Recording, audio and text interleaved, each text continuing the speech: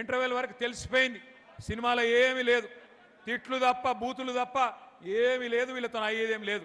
Second హాఫ్లో కూడా interval అయిపోయినాక సెకండ్ హాఫ్ ఉంటుంది కదా, అందులో కూడా వీళ్ళతో ఏమి కాదు, ఊదు గాలది పీరి లేవది. ఎందుకంటే వీళ్ళతో ఏమి కాదు, వీళ్ళకి చేత కాదు. గివే తిట్లు లేదంటే ఒక 4 కేసులు పెడతారు. మీ ఎమ్మెల్యే కేసులు పెట్టుడు తెలుసు, రేవంత్ రెడ్డి కూడా గదే తెలుసు. కేసులు పెట్టాలి, పోలీసులను అడ్డం పెట్టుకోవాలి, ఎన్ని రోజులు బతుకుతావు అట్లా?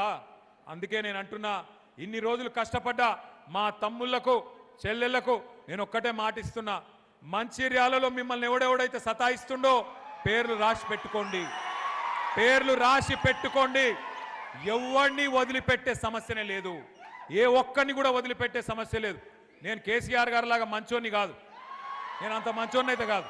రేపు గ్యారంటీ నేను చెప్తున్నా, మీకు గ్యారంటీ నేను చెప్తున్నా, ఇంకొక 28 నెలల తర్వాత తిరిగి కేసీఆర్ గారు ఈ రాష్ట్రానికి ముఖ్యమంత్రి అయి తీరుతారు.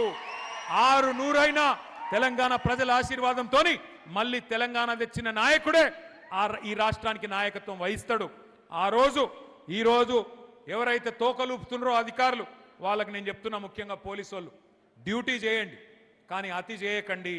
ఎవరెవరు అతి చేస్తుండ్రో గుర్తు పెట్టుకుంటాం. మిత్తితో సహా నువ్వు రిటైర్ అయిపోయినా మిత్తితో సహా తీసుకొచ్చే బాధ్యత నాది, మిత్తితో సహా తిరిగిచ్చే బాధ్యత నాది. ఒకవేళ మేము రిటైర్ అయిపోతున్నాం లేదా మేము పారిపోతామంటే 7 సముద్రాల అవతల దాక్కున్నా గుంజుకొచ్చి ప్రజల ముంగట నిలబెట్టే బాధ్యత నాది. దయచేసి నేను కోరుతా ఉన్నా, ఈ దుర్మార్గ రాక్షస ప్రభుత్వానికి అండగా నిలబడకండి. కరెక్ట్ కాదు. ఇవాళ ఉండే ఎమ్మెల్యే ఇవాళ ఉంటాడు, రేపు పోతాడు, కానీ ప్రజలు ఇక్కడనే ఉంటారు, రైతులు ఇక్కడనే ఉంటారు, మా తమ్ముళ్ళు ఇక్కడనే ఉంటారు. పోరాటం ఒడిచిపోదు. ఢిల్లీలో చూస్తున్నారు మీరు, ఎవరు పిలిచినరా పిల్లల్ని? ఢిల్లీలో వేల మంది పిల్లలు నిన్న పార్లమెంటు ముందు ఏ రకంగా ప్రభుత్వాన్ని గడగడ వణికించినరో మీరే చూస్తా ఉన్నారు. తెలంగాణను తిరిగి రెచ్చగొడితే ఉద్యమ సమయంలో ఎట్లయితే ఉడికిపోయిందో ఈ కాంగ్రెస్ను బీజేపీని తరిమి కొట్టేదాకా మళ్ళీ కేసీఆర్ గారి నాయకత్వంలో ఉడుకు నెత్తురుతో ఉన్న మా తమ్ముళ్ళు, రక్తం సలసల మరుగుతున్న మా రైతులు తిరగబడితే ఒక్క నాయకుడు, ఒక్క ఎమ్మెల్యే, ఒక్క ఎమ్మెల్సీ కూడా మీరు ఊళ్ళల్లో తిరగలేరనే మాట కూడా నేను హెచ్చరిస్తూ, ఇకనైనా మంచిర్యాల ఎమ్మెల్యే గారు కూడా తన వరుస మార్చుకోవాలి, పద్ధతి మార్చుకోవాలి. ప్రజలకిచ్చిన హామీలు నిలబెట్టు. 6 గ్యారెంటీల గురించి మాట్లాడు, 420 హామీల గురించి చెప్పు. ఎస్సీలు, ఎస్టీలు, బీసీలు అడుగుతున్నారు నిన్ను, ఏమాయ మీరు ఇచ్చిన హామీలు, ఏమాయ నువ్వు చెప్పిన 420 హామీలు?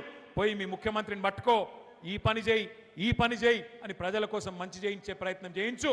అంతేగాని నేను ఒక్కటే అంటున్నా, ఈ బట్టెవాజ్ ముఖ్యమంత్రి, ఈ దగాకోర్ కాంగ్రెస్ వీళ్ళను ఉరికిచ్చి కొడితే తప్ప మంచిర్యాలలో రేపు మనకు మళ్ళీ రైతు ప్రభుత్వం రాదు. గుర్తుపెట్టుకోండి, తెలంగాణలో మళ్ళీ రైతు ముఖంలో చిరునవ్వు చూడాలి అంటే, తెలంగాణలో మళ్ళీ రైతన్న కళ్ళల్లో ఆనందం చూడాలి అంటే, తెలంగాణలో ఏ రైతు చనిపోయినా, ఏ రైతు మరి కుటుంబానికి ఏమైనా ఒక పెద్దన్నలాగా కేసీఆర్ గారు మళ్ళీ తిరిగి వస్తే తప్ప ఈ రాష్ట్రంలో మళ్ళీ మంచి రోజులు రావు.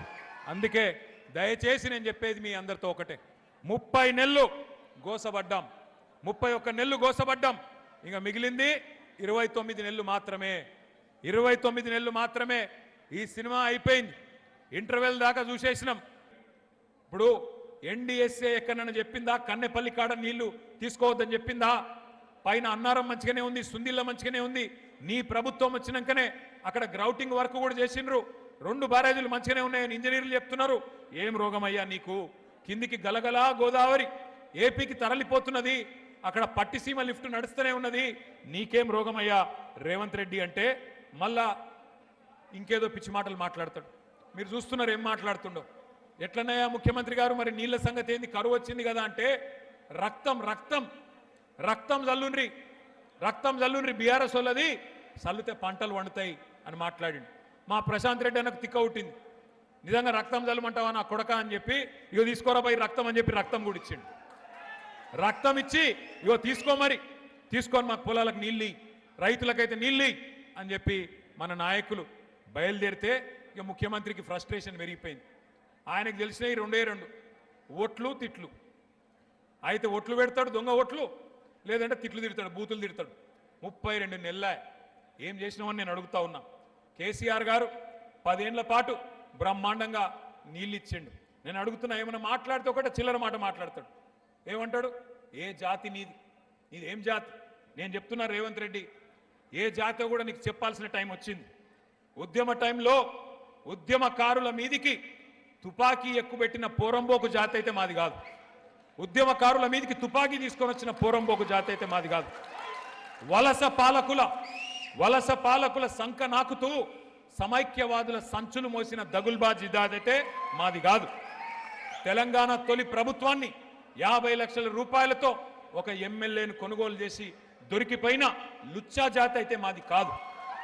తెలంగాణ సాగునీటి ప్రాజెక్టుల మీద 100ల కొద్ది కేసులు వేసి ఆపాలను చూసిన దివానగాళ్ల బ్యాచ్ అయితే మాది కాదు. అబద్ధాలు, విద్వేషాలు, బూతులతో ప్రజల్ని రెచ్చగొట్టి బతికిన చిల్లర జాతి మాది కాదు. ప్రాజెక్టులను బాంబులతో పేల్చేసే అధమ జాతి మాది కాదు. నీళ్లున్నా ఇచ్చే వ్యవస్థ ఉన్నా జనాలకు అందించలేని అసమర్థ జాతి కాదు మాది రేవంత్ రెడ్డి. ఉద్యోగాలు అడిగితే ఎండ్రిందాగుమని, బాయిల దుంకుమని, నీళ్ళు అడిగితే రక్తం జల్లుకొమ్మని రాక్షస జాతి మాటలు మాట్లాడే జాతి మాది కాదు.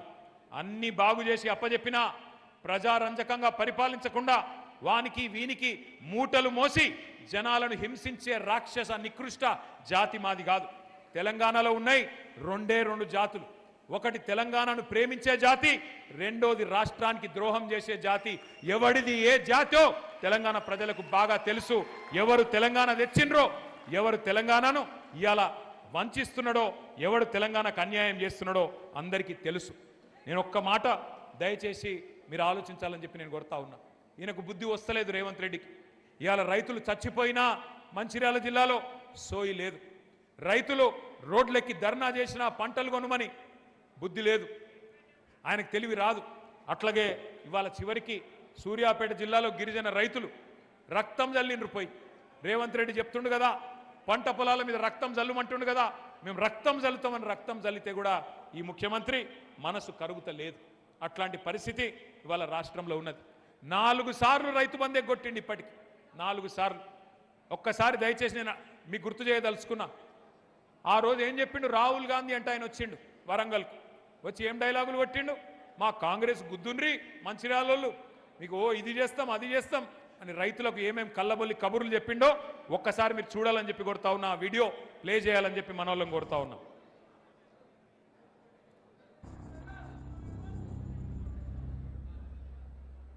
जैसे ही कांग्रेस पार्टी की यहां सरकार बनेगी वैसे 2 लाख रुपए का कर्जा माफ होगा और आपको सही एमएसपी मिलनी शुरू हो जाएगी। 15,000 रुपए प्रति एकड़ डायरेक्ट बेनिफिट हम किसानों को देने जा रहे हैं। यह सिर्फ एक डिक्लेरेशन नहीं है, यह किसानों के लिए कांग्रेस पार्टी की गारंटी है। ये खोखले शब्द नहीं है। पैडी को हम 2005